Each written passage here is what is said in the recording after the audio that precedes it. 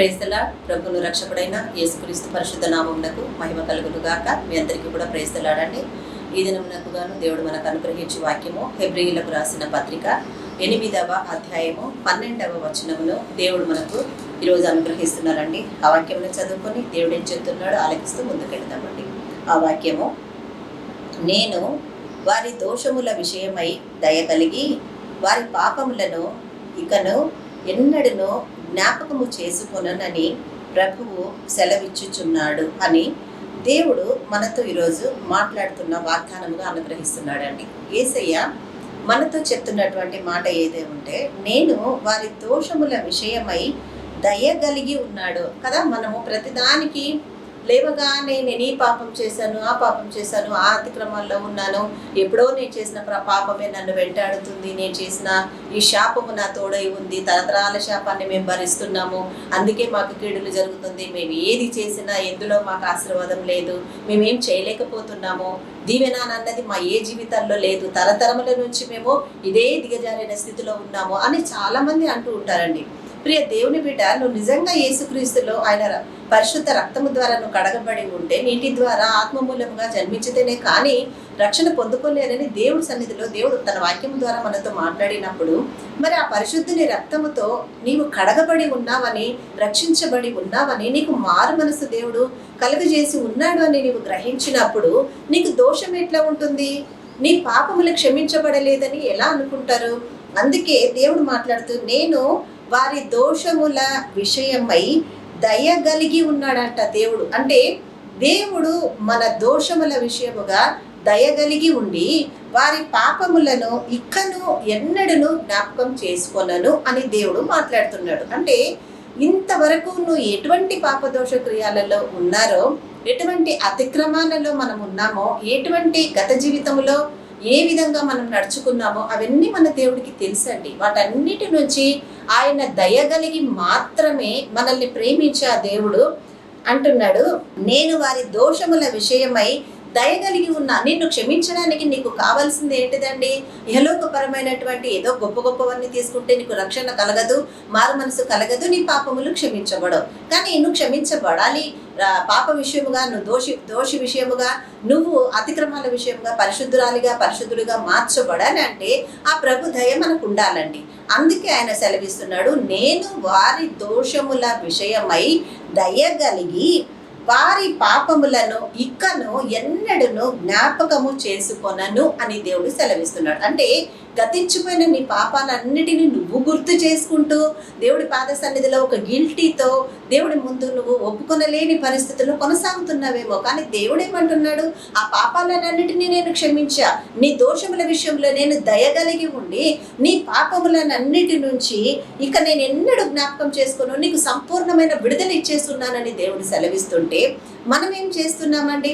నేను ఎప్పుడో ఏదో చేశాను, నాకు గత జీవితంలో ఏదో ఉన్నా, నన్ను ఇప్పుడు అదే వెంబడిస్తుంది, నేను ఆ త్రోవలలోనే ఉన్నానేమో, అందుకే నేను ఇప్పుడు దేవుడు నన్ను దీవించలేకపోతున్నాడేమో నా పాపాలను బట్టి, అందుకే నేను అందరిలాగా ఆశీర్వాదం అందుకోలేకపోతున్నానేమోనని నువ్వు కృంగిపోతున్నావేమో. ప్రియ సహోదరుడా, సహోదరి, ఈరోజు దేవుడు నీ దగ్గరికి వచ్చి నీతో మాట్లాడుతున్నాడు. ఎవరు సెలవిచ్చాడు? చివరి వాక్యంలో ప్రభువు సెలవిచ్చుచున్నాడు అని దేవుడు మాట్లాడుతున్నాడు. కాబట్టి ఆయన ఈరోజు మనకి ఇస్తున్నటువంటి వాగ్దానం ఏంటంటే, ప్రభా నేను తప్పిపోతున్నానయ్యా, నేను నీలో లేకపోతున్నా అట్లాని దేవుడు అన్నిట్లో గుర్తు చేసుకోవట్లేదని విచ్చలవిడిగా దేవుని పాద సన్నిధిలో మనం ఉండకూడదండి.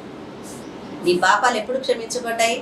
నీవు రక్షించబడక మునుపు నీ గత జీవితంలోని ప్రతి పాపాన్ని, దోషాన్ని దయగలిగి ఆయన పాపముల నుంచి ఆయన క్షమించి దేవుడు ఎన్నడూ జ్ఞాపకం చేసుకున్నకుండా ఆత్మీయ జీవితంలో నిన్ను ముందుకు నడిపిస్తున్నాడు. ఇప్పుడున్న నీ జీవితం ఎలా ఉందో నువ్వు దేవుని దగ్గర పరీక్షించుకో.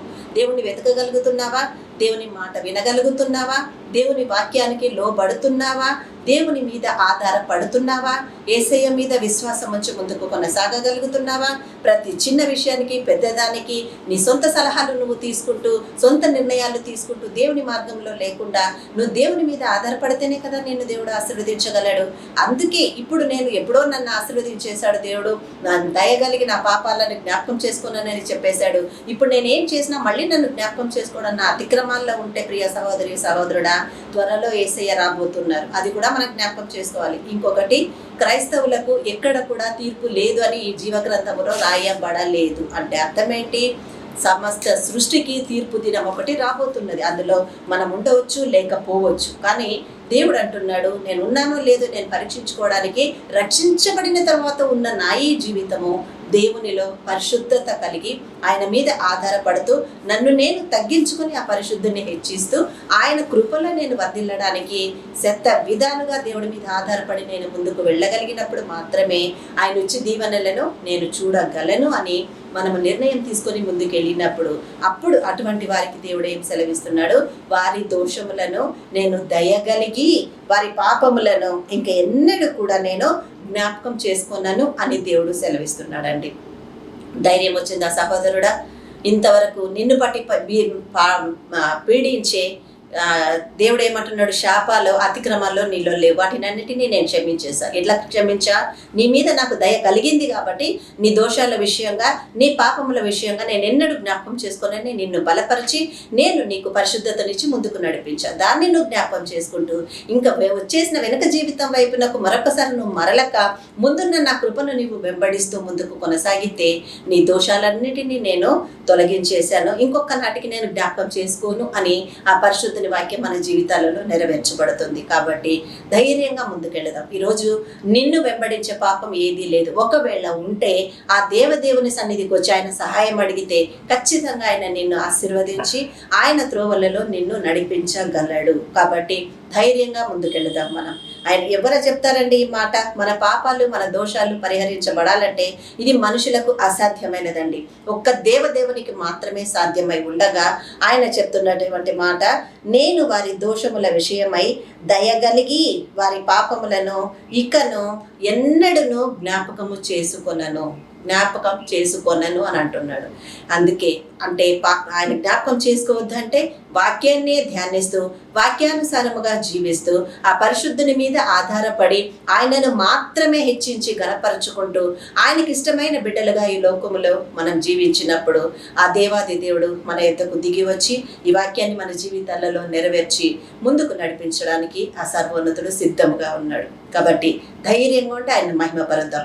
ఇటు వాక్యము మనందరి జీవితాలలో ఫలించును గాక. ప్రార్థన చేసుకుందామండి. పరిశుద్ధుడా, సర్వోన్నతుడా, సర్వకాలములందు నివసించువాడా, మీకు స్తోత్రములు, వందనాలు, కృతజ్ఞతలు చెల్లిస్తున్నాము నా యేసయ్య. తండ్రి, మీరు దిగి వచ్చి మాతో మాట్లాడిన మంచి వాక్యమును బట్టి మీకు స్తోత్రములు. నేను వారి దోషములను ఇకను నాయన ఎన్నడూ జ్ఞాపకం చేసుకున్నాను అని నీవు సెలవిచ్చి మాట్లాడిన నీ గొప్ప వాక్యాన్ని బట్టి నీకు వందనాలు తండ్రి.